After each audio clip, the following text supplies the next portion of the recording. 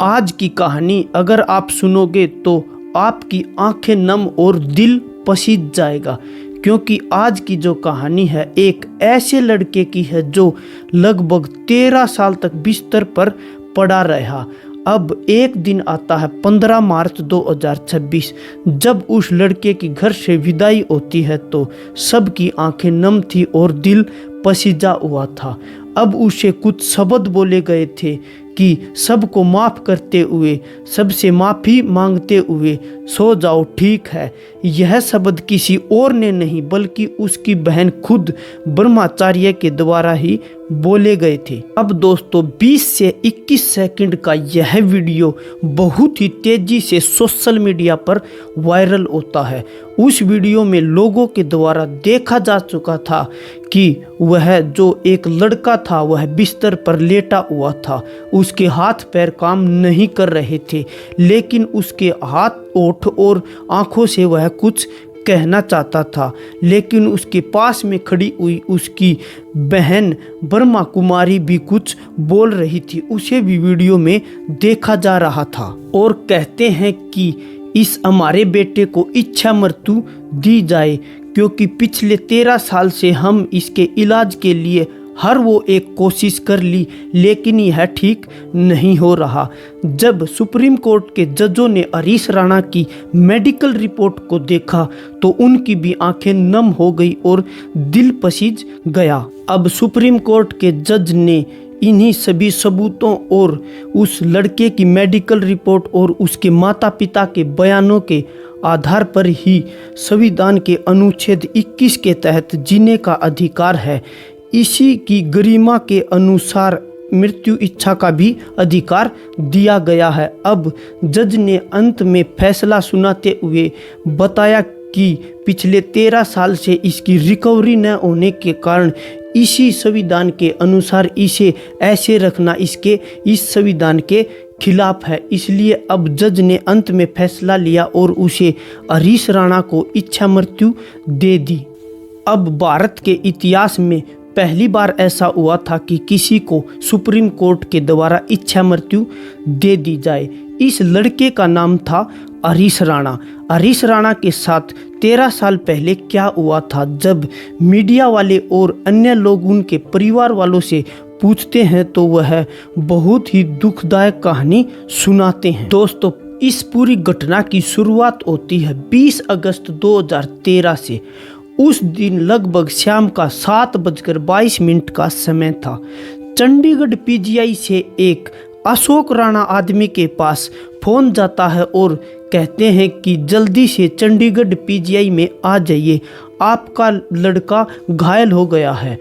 यह बात सुनते ही अशोक राणा के पैरों तले की जमीन निकल जाती है। दरअसल होता क्या है कि वह लड़का जो हरीश राणा था वह एक पीजी हॉस्टल में वहाँ पर रहता था। बताया गया कि वह उस हॉस्टल की 4थी मंजिल से नीचे गिर गया था, इस कारण से वह पीजीआई चंडीगढ़ में दाखिल हो गया। अब अशोक राणा यह बात अपनी पत्नी को बताते हैं तो उसे यकीन नहीं होता। वहीं पर उनकी लड़की ब्रह्मा कुमारी खड़ी थी। वह कहती है कि पापा जी आप कैसी बातें कर रहे हैं, अभी तो 15 से 20 मिनट पहले ही मेरी भैया से बातें हुई हैं। वह मुझे रक्षाबंधन की बधाई दे रहा था और माफ़ी मांगते हुए कह रहा था कि बहन मुझे माफ़ कर देना, क्योंकि मैं इस बार रक्षाबंधन के त्यौहार पर घर पर आकर तुमसे राखी नहीं बंधवा पाया। अब उसकी बहन कहती है पापा जी आप एक बार प्लीज़ फिर से फ़ोन कीजिए और इस बात का पता कीजिए कि यह क्या है। जब उसके पिता हरीश राणा फ़ोन करते हैं तो यह दूसरे फ़ोन में कन्फर्म हो जाता है कि यह बात बिल्कुल सत्य है। अब तुरंत गाड़ी निकलता है और पूरा परिवार, उसके माता पिता और आस पड़ोस और रिश्तेदार सभी चंडीगढ़ पीजीआई में पहुंच जाते हैं। जब वह चंडीगढ़ पीजीआई के इमरजेंसी वार्ड में जाकर देखते हैं तो उनका बेटा पीजीआई के इमरजेंसी वार्ड में आईसीयू में भर्ती था। अब वह डॉक्टरों से बातें करते हैं। डॉक्टर बताते हैं कि हम आपसे माफ़ी मांगते हुए कह रहे हैं कि आपका बेटा 100% विकलांग हो गया है। अब यह बात सुनकर उसके माता पिता और परिवार के लोगों को बिल्कुल भी यकीन नहीं होता। एक समय के लिए तो वह डॉक्टर की बातों पर भी विश्वास नहीं करते। वह सोचते हैं कि हम अपने बेटे को यहाँ से किसी अच्छे हॉस्पिटल में लेकर जाएंगे, वहाँ पर इसका इलाज संभव हो जाएगा। जब यह बात डॉक्टर पता करते हैं, डॉक्टरों को पता चलता है, तो डॉक्टर हर संभव कोशिश करते हुए उन्हें धैर्य बनाए रखने की उम्मीद जताते हैं और कहते हैं कि थोड़ा समय दीजिए, कि समय के अनुसार शायद हो सकता है कि कुछ अच्छा समय आ जाए। अब पूरे 7 दिन हरीश राणा का चंडीगढ़ पीजीआई में इलाज चलता है, लेकिन उसके स्वास्थ्य में कोई भी सुधार नहीं होता। वह न ही किसी को पहचान पा रहा था और न ही किसी को देख पा रहा था और न ही अपने हाथ पैरों का कोई मूवमेंट कर पा रहा था। वह एक जिंदा लाश की तरह ही पड़ा हुआ था। अब 7 दिन के बाद वहाँ के डॉक्टर उसे कहीं दूसरे एम्स में रेफ़र कर देते हैं। उसके घर वाले उसे दूसरे हॉस्पिटल एम्स में लेकर जाते हैं, लेकिन पूरे 7 से 8 दिन वहाँ पर भी उसका इलाज चलता है, लेकिन उसके स्वास्थ्य में कोई भी सुधार नहीं होता। अब दोस्तों आपको बता दें, उसके माता पिता ने अपने बेटे हरीश राणा को चंडीगढ़ यूनिवर्सिटी में सिविल इंजीनियर की तैयारी करने के लिए भेजा था, लेकिन उसका पहला साल और दूसरा साल तो बड़े अच्छे से निकल जाता है, लेकिन जब 3rd सेमेस्टर या अंतिम साल चल रहा था तो उसके साथ यह भयानक हादसा हो जाता है। अब उसके माता पिता ने भी सोच लिया था कि उसका बेटा ठीक नहीं होगा, इसलिए उन्होंने अपनी तरफ से हर संभव कोशिश करते हुए पैसे को पानी की तरह बहाना शुरू कर दिया और गाजियाबाद के एक प्राइवेट हॉस्पिटल में लेकर चले गए। वहाँ पर बताया जा रहा है कि हरीश राणा का लगभग 28 से 30 दिन तक लगातार इलाज चला, लेकिन इस इलाज के दौरान भी हरीश राणा की तबीयत में कोई सुधार नहीं हुआ। अब उसके माता पिता को अपने बेटे हरीश राणा की ठीक होने की एक उम्मीद थी, इसलिए वह अपने बेटे को राम मनोहर लोहिया और जयप्रकाश हॉस्पिटल और फिर लास्ट में नोएडा हॉस्पिटल में लेकर जाते हैं। इस इलाज के दौरान उसके पैसे, उनके माता पिता के पैसे बहुत खर्च हो रहे थे।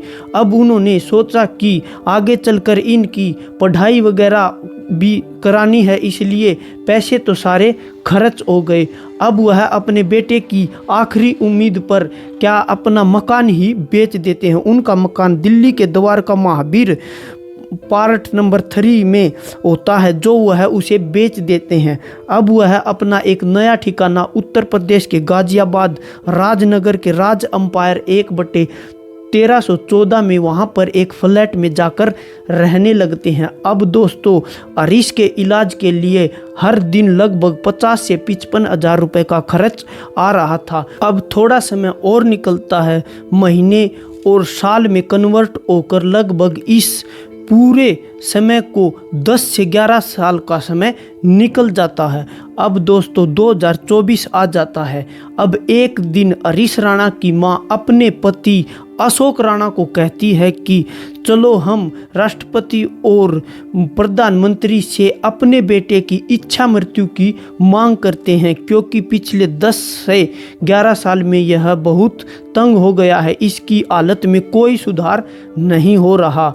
अब उसके पिता यह बात सुनते हैं तो वह रोने लग जाते हैं और कहते हैं कि तुम ऐसी कैसी बातें कर रही हो, हमारा बेटा एक दिन ज़रूर ठीक होगा। अब दोस्तों सभी से सलाह मशवरा किया जाता है और उसके परिवार के लोग, उसकी भाई बहन और जो रिश्तेदार होते हैं और साथ ही डॉक्टरों की सलाह से यह फाइनल कर लिया जाता है कि अब इसका इलाज संभव नहीं है, इसलिए इसे इच्छा मृत्यु के लिए ही कोर्ट में दायर किया जाए। अब मई 2024 में उसके माता पिता हाई कोर्ट में याचिका दायर करते हैं कि हमारे बेटे को इच्छा मृत्यु दी जाए, लेकिन 8 जुलाई 2024 को हाई कोर्ट इस याचिका को खारिज कर देता है। अब वह एक उम्मीद लगाए हुए बैठे थे कि ऐसा कुछ होगा, लेकिन ऐसा नहीं हुआ। अब दोस्तों वह परेशान हो जाते हैं और इस परेशानी का हल निकालने के लिए वह सुप्रीम कोर्ट में में जाते हैं और वहाँ पर याचिका दायर कर देते हैं और कहते हैं कि आप इसे कहीं पर भी इलाज करा लीजिए, हमने तो इसका हर संभव इलाज करा लिया लेकिन इसके स्वास्थ्य में सुधार नहीं हो रहा और हमारे पास अब इसके इलाज के लगाने के लिए पैसे भी नहीं हैं और हो सके तो आप इसका खर्च भी उठा लीजिए। अब हरीश की पूरी मेडिकल रिपोर्ट जजों के द्वारा देखी जाती हैं और उनके घर वालों के बयान और रिश्तेदारों के बयान और वकीलों के माध्यम से अंत में यह फैसला लिया जाता है कि इसका इलाज संभव नहीं है, इसलिए इसे हरीश राणा को इच्छा मृत्यु की अनुमति दी जाए। लगातार 13 साल का इलाज कराने के बाद उसके माता पिता अंत में हार कर अपने बेटे को इच्छा मृत्यु मांग लेते हैं। अब भारत के इतिहास में यह पहली बार था कि किसी को इच्छा मृत्यु मिली हो। अब सभी लोगों को इस फैसले का इंतज़ार था कि यह फैसला कैसे आएगा, क्योंकि हरीश राणा जो खुद है वह भी काफ़ी परेशान पिछले 13 सालों से हो गया था और इलाज करा करा के उसके माता पिता भी थक गए थे।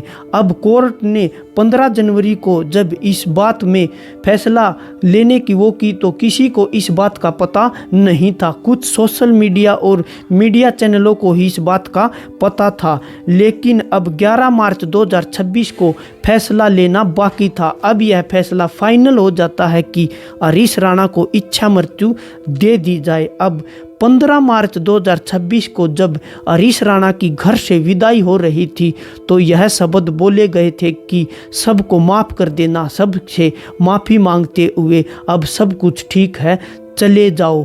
अब जब इस बात का सबको पता चलता है तो सबकी आंखें नम थी, दिल पसीजा हुआ था। हर कोई हरीश राणा की दुआ मांगता था, हर कोई जो भी अपने किसी अल्लाह भगवान को मानता था उससे उसके अच्छे के लिए ही दुआ मांगता था। लेकिन अब क्या पता यह दुआ उसके लिए काम आएगी या नहीं। अब हरीश राणा एम्स में पहुंच चुका है, अब पता नहीं कब उसका मेडिकल सपोर्ट हटा दिया जाएगा और उसे भगवान के पास भेज दिया जाएगा। दोस्तों, जिसने भी इस घटना को सोशल मीडिया या अखबार किसी के माध्यम से देखा या सुना, वह उस माता पिता के बारे में सोच रहे थे कि अब इनका क्या होगा। इन्होंने इलाज के दौरान अपने बेटे पर सब कुछ खर्च कर दिया, लेकिन अब सब लोग दुआ दे रहे थे कि हरीश राणा और उसके माता पिता अब सही रहें, उन्हें भी कोई दिक्कत नहीं हो।